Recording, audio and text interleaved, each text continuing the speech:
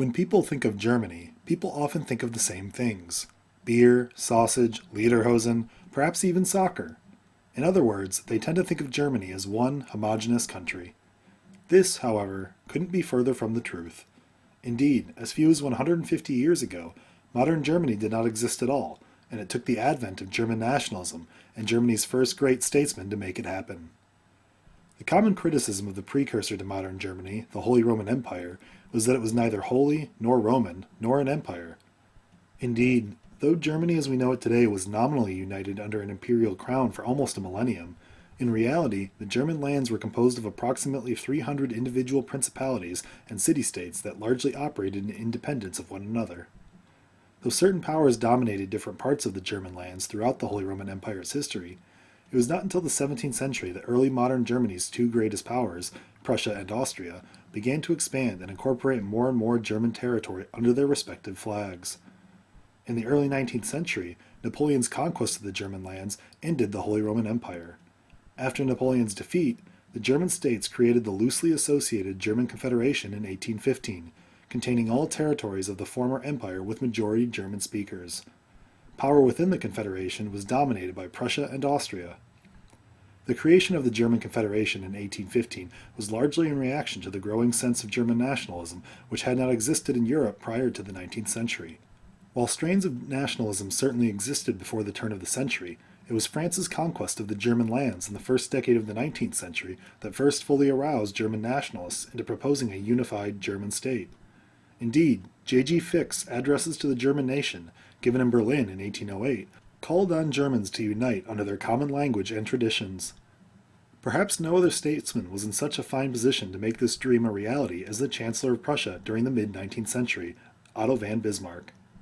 Bismarck was a fervent German nationalist who wanted a German nation, but specifically one dominated by his Prussia. As a result, once appointed, Chancellor Bismarck sent out to strengthen and improve the Prussian army and gain international allies that would help Prussia on its way to unifying Germany.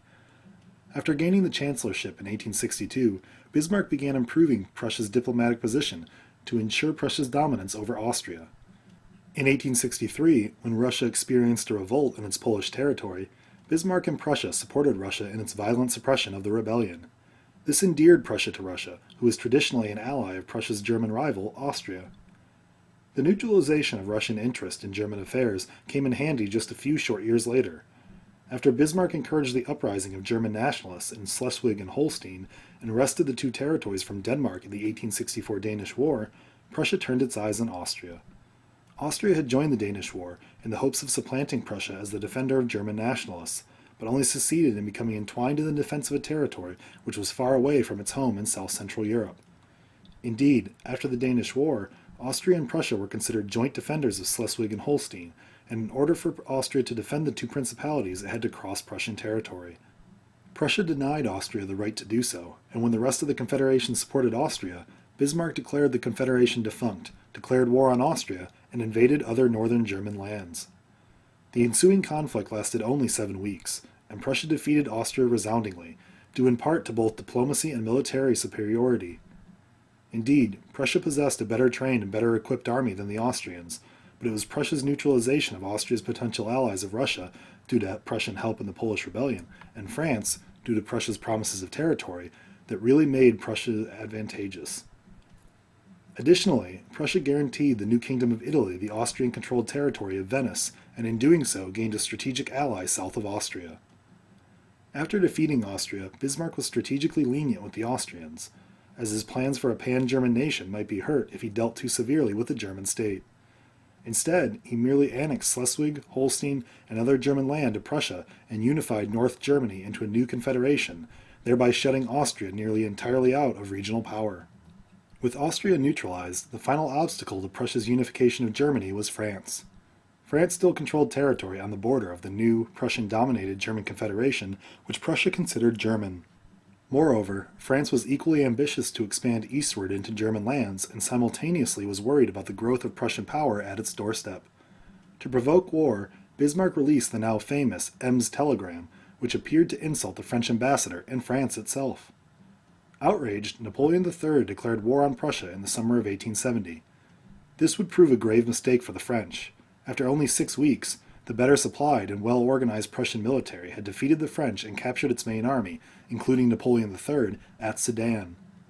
After a siege of Paris, the Prussians marched into the French capital in January 1871, victorious. The war did more for Prussia than simply gain the territory it considered German, mainly Alsace and Lorraine. In the build-up to the war, the southern German states outside the Confederation asked to join the Confederation out of fear of French attack. With all this territory now in Prussian control and its borders secure, Bismarck declared the German Empire in 1871, crowning the King of Prussia, Wilhelm I, as Kaiser of Germany. The ceremony took place in Versailles, the traditional seat of French power, further humiliating France.